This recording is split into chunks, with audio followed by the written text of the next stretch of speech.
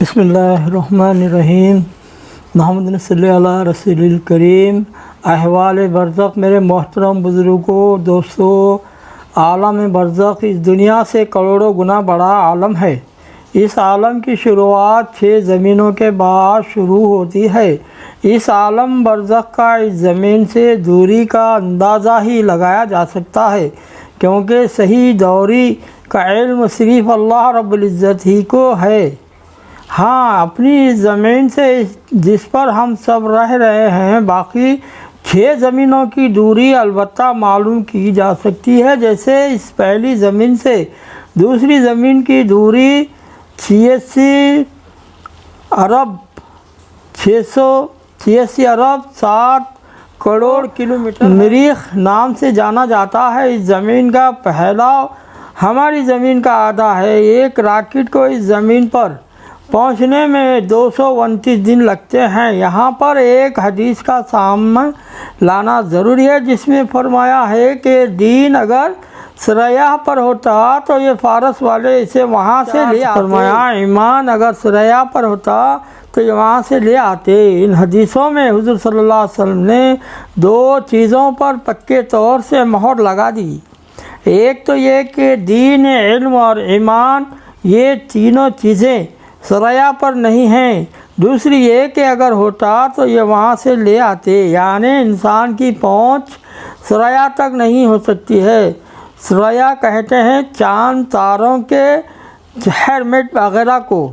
جس طرح انسان چاند کے اوپر پہنچ گیا، جبکہ چاند ہماری زمین سے 3844 کلومیٹر دور ہمارے اوپر لٹکتا ہوا نظر آتا ہے۔ اسی طرح اس زمین سے تیسری زمین کی دوری 63 کروڑ کلومیٹر ہے۔ اسے مشتری کے نام سے جانا جاتا ہے۔ یہ پھیلاؤ میں ہماری زمین سے 1300 گنا بڑی ہے۔ اسی طرح چوتھی زحل نام کی زمین 130 کروڑ کلومیٹر دوری ہے۔ 5ویں یورینس نام کی زمین ہم سے 2 ارب 86 لاکھ کلومیٹر دور ہے۔ 6 نیپچون نام کی زمین 4 ارب 49 کروڑ کلومیٹر اور پلوٹو نام کی 7ویں اور آخری زمین 5 ارب 90 کروڑ کلومیٹر دور ہے۔ اور ہر زمین اپنے اوپر کوئی نہ کوئی مخلوق اٹھائے ہوئے ہے، جس کا پتہ حضور صلی اللہ علیہ وسلم کی اس دعا کے الفاظ سے چلتا ہے، جو خیبر کے نام کی بستی میں داخل ہونے سے پہلے فرمائی تھی: اے اللہ، جو رب ہے 7 آسمانوں کا اور ان تمام چیزوں کا جن پر 7 آسمان سایہ کیے ہوئے ہیں، اور جو رب ہے 7 زمینوں کا اور ان تمام چیزوں کا جن کو 7 زمینوں نے اٹھایا ہوا ہے۔ ان 7 زمینوں کے بعد پھر کہیں عالم برزخ ہے، جس کا علم اللہ ہی کو ہے۔ اس عالم برزخ میں خبر نام کی چیز ہے، جو انڈے کے چھلکے کی طرح چاروں طرف سے بند ہے، جسے اس عالم میں دنیا میں ماں کا پیٹ نام کی چیز ہے۔ جس طرح اس عالم میں ماں کے پیٹ نام کی جگہ میں انسان کی شکل اللہ رب العزت بناتے ہیں، اسی طرح برزخ میں خبر نام کی جگہ میں ان انسانوں کی شکل اللہ رب العزت اپنی قدرت سے بنا رہے ہیں۔ جو انسان عالم ارواح سے اسے عالم دنیا میں آ چکے ہیں، کہ جس انسان کو عالم ارواح سے دنیا میں منتقل کرنا ہوتا ہے تو منتقل کرنے سے 4 مہینے پہلے ہی سے ماں کے پیٹ نام کی چیز میں اس کی شکل بنانا شروع کرتے ہیں۔ ٹھیک اسی طرح جسے ہی یہ انسان عالم ارواح سے اس دنیا میں منتقل کیا جاتا ہے، اسی وقت سے اس انسان کی شکل برزخ میں خبر نام کی چیز کے اندر بننی شروع ہو جاتی ہے۔ جس طرح یہاں مرغی کے انڈے کے اندر اس کے بچے کی شکل بناتے ہیں، ہماری شکلوں کا تو دنیا میں آنے کے بعد ختنہ ہوتا ہے، پر اس شکل کا ختنہ وہاں پر برزخ میں جا کر کون کرے گا؟ کیونکہ حضور صلی اللہ علیہ وسلم نے ارشاد فرمایا: بے شک قیامت کے دن تم ننگے پاؤں، ننگے بدن اور بے ختنہ جمع کیے جاؤ گے۔ یہ فرما کر آپ صلی اللہ علیہ وسلم نے قرآن مجید کی آیت پڑھی: ہم نے جس طرح پہلی بار پیدا کرنے کی شروعات کی تھی، دوبارہ بھی اسی طرح لوٹائیں گے۔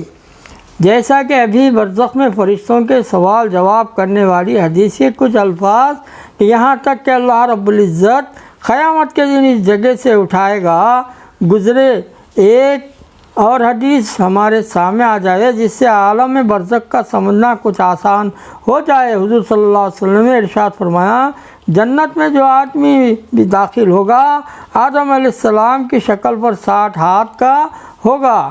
ہماری یہ خبر میں بن رہی شکل 60 ہاتھ کی ہوتی ہے اور یہ شکل برزخ کی مٹی سے بنتی ہے، جس طرح عالم میں دنیا میں رہنے کے لیے اس عالم کی مٹی سے شکل بنائی جاتی ہے۔ حضرت آدم علیہ السلام سے لے کر حضرت نوح علیہ السلام کی قوم تک سارے انسانوں کی شکلیں اس دنیا میں 60 ہاتھ ہی کی ہوتی تھیں۔ نوح علیہ السلام کی قوم کے بعد انسانی شکلیں گھٹتے گھٹتے حضور صلی اللہ علیہ وسلم کے زمانے تک 5 فٹ سے 7 فٹ کے درمیان رہ گئی۔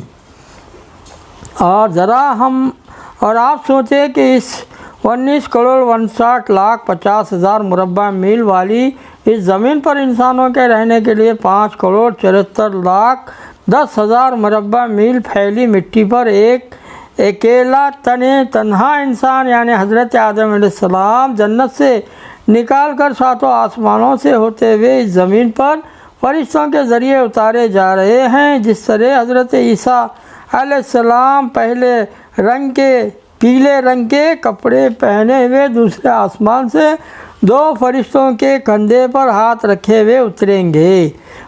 حدیث مسلم شریف، ملک شام کی جامع مسجد کے مینارہ پر ان کا اترنا ہوگا۔ فجر کی نماز کے وقت کے امام مہدی نماز کی امامت کے لیے مصلی پر کھڑے ہوں گے۔ اقامت ہو چکی ہوگی، پر عیسیٰ علیہ السلام کے اس زمین پر تشریف لانے کی خبر سے سارے لوگ مسجد کے مینار سے حضرت عیسیٰ علیہ السلام کے اتر کر لانے کی راہ دیکھیں گے۔ حضرت عیسیٰ علیہ السلام مسجد میں تشریف لا کر فجر کی نماز سب کے ساتھ پڑھنا چاہیں گے۔ اس پر امام مہدی آپ کو امامت کرنے کے لیے کہیں گے اور مصلی سے ہٹ جائیں گے، پر حضرت عیسیٰ علیہ السلام کہنے پر امام مہدی ہی فجر کی نماز پڑھائیں گے۔ سبحان اللہ۔